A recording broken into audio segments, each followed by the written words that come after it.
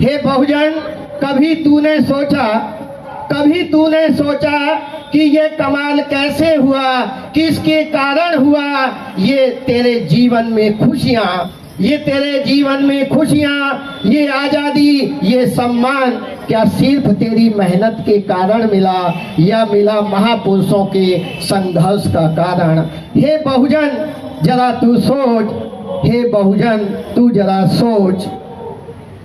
महापुरुषों का जो संघर्ष है सम्मानित साथियों, उस पर 2 लाइन बोलते हुए मैं समाप्त करूंगा कि जब गौतम बुद्ध ने दुनिया को बहुजन हिताय बहुजन सुखाय का संदेश दिया, जब गौतम बुद्ध ने दुनिया को बहुजन हिताय बहुजन सुखाय का संदेश दिया, तो पूरी दुनिया में समता, स्वतंत्रता, भाईचारा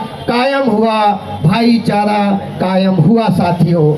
जब सामाजिक क्रांति के जनक महामना ज्योतिबा फुले और माता सावित्रीबाई फुले ने किया संघर्ष, तभी बहुजनों में शिक्षा का प्रचार प्रसार हुआ साथियों। और तभी जैसे ही शिक्षा का प्रचार प्रसार हुआ, तो इस देश में बाबा साहेब डॉक्टर अंबेडकर जैसा महान विद्वान बना साथियों। इसलिए मेरा आप लोगों से कहना है कि आप महापुरुषों के संघर्ष को हम समझने की कोशिश करें साथियों। अगर बाबा साहब इस देश में संघर्ष न करते और मानवतावादी संविधान न लिखते, तो हम करते गुलामी, लगाते झाड़ू साथियों। हमारे हाथों में कलम न होती अगर बाबा साहब इस देश का संविधान न लिखते साथियों। इसलिए हमें गौर देना है, इस देश में महात्मा ज्योतिबा फुले और छत्रपति साहू जी महाराज यदि पैदा ना होते, तो इस देश में आरक्षण का लाभ मिला ना होता साथियों। और अगर आरक्षण का लाभ मिला ना होता साथियों, तो आज हमारे जीवन में खुशहाली आई ना होती साथियों। तो ये महापुरुषों के संघर्ष का नतीजा है जो आज हम यहाँ तक पहुँचे हैं। अगर मान्यवर कांशी राम साहब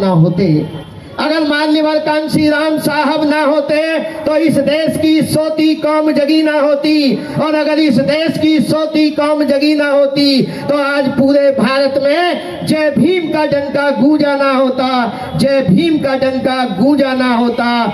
और साहब का एक नारा था कि वोट हमारा राज तुम्हारा। मेरे बहुजन समाज के साथी यहाँ पर बैठे हैं। किसी भी कार्यक्रम का एक मकसद होता है कि बहुजन समाज कैसे इकट्ठा हो, तो साहब ने एक नारा दिया था कि वोट हमारा राज तुम्हारा, नहीं चलेगा का जब सपना साकार हुआ, तो उत्तर प्रदेश की 4 बार बहन जी सीएम बनी साथियों।